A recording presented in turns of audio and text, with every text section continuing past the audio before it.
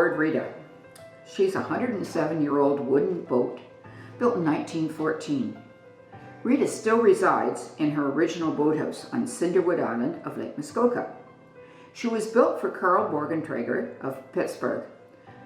The Borgentragers were one of several Pittsburgh families who started to buy property and build large summer homes in Muskoka, mainly in the Beaumaris area of Lake Muskoka, and this all started in the 1880s. Rita was built by Minett, a boat builder well established in Muskoka by 1914. He was operating his boat building shop in Bracebridge, just above the river, and built some of the finest launches in Muskoka. Rita is a 50-foot day cruiser. It's powered with a gasoline engine, which even at that time, steam was still popular. It was reputed that Rita cost $7,500 in 1914, which would be hundreds of thousands today. In the 1914 era, several wealthy cottagers were having boats built, such as the Eatons having Wanda built for their use. They used their boats for pleasure and sightseeing around the lake, enjoying the scenery, as well as entertaining friends. Another use of their boats in those days was going to regattas where there were many sporting events. It was the place to be seen with your beautiful boat and your family participating in the events.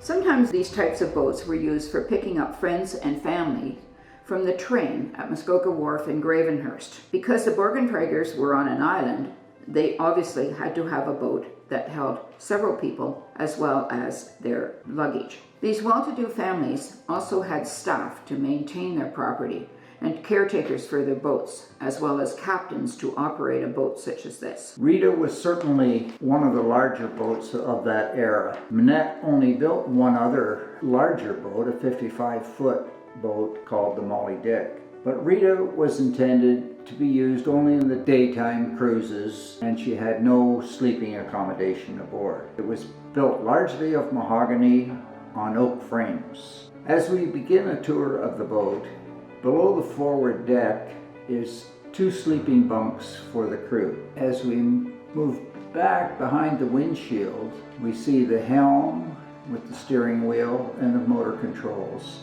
Wicker chairs on this deck, which is covered with a canopy, and 2 built-in benches. Below this deck is the engine compartment, and here we find a very rare Sterling petrol. These were huge engines with low RPM. A matter of fact, we believe it's 779 cubic inch, and this would operate at 1800 RPM and producing well over 200 horsepower. As we move aft of the engine compartment, we go down from the forward deck, we go down a few steps and see a Pullman style galley and small washroom. A seating area with a leaf-type table that can be made up for dining and serving lunches and dinners if they were on a cruise, a day-long cruise. And then we move to the stern deck, which is covered with a canopy. Also, we sit in these lovely wicker chairs and enjoy a beautiful scene off of the rear deck. In her 107 years, Rita has only had 3 owners. As stated before, she was built for the Borgentragers of Pittsburgh, but in 1960, the boat was sold to Dr. Bateman, a well-known Toronto orthopedic surgeon. Of course, when you buy Rita, one has to buy the island with her, because that's her only boathouse. So Dr. Bateman also bought Cedarwood Island. In 1984, the McGrath family of Toronto also bought Cedarwood Island and Rita and her boathouse. Now I can just imagine each of these families and their guests going out on Lake Muskoka for a full day. They may have stopped at a wharf here or there, such as Port Carling, or a resort such as Windermere or Cleveland's House, but somewhere along their travels they would have enjoyed a prepared lunch aboard the boat. It was a relaxed entertaining and leisurely cruising for a full day. The second Mrs. Borgentrager was a Ziegfeld Follies dancer. She made very good use of Rita, entertaining her many friends and enjoying almost daily cruises. She was a charming, vivacious hostess and a social convener in the whole Beaumaris area for more than 30 years. Rita is considered a very original vessel. After surviving for 107 years, she has only undergone 2 major restorations, roughly 50 years apart. The first being in 1970s. Rita was raised in her boathouse at Cinderwood, and a floor was put over the slip, and a crew from the boat builder of the time in Gravenhurst Gravettes, their workmen came up to the island, worked on the boat to restore her back to good use at that time.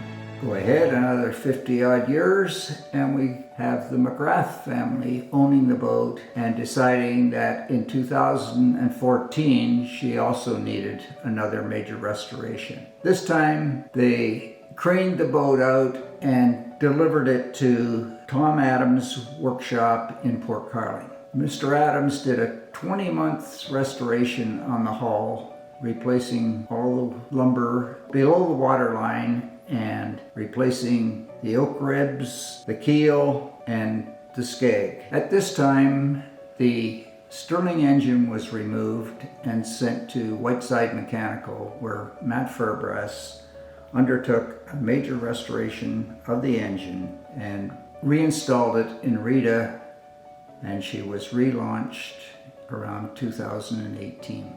Like any beautiful woman, Rita requires regular maintenance and new makeup frequently. Because she has only had 3 owners in over a century, each owner taking good care of her. Hats off to those various owners for maintaining one of Bert Minett's finest crafts.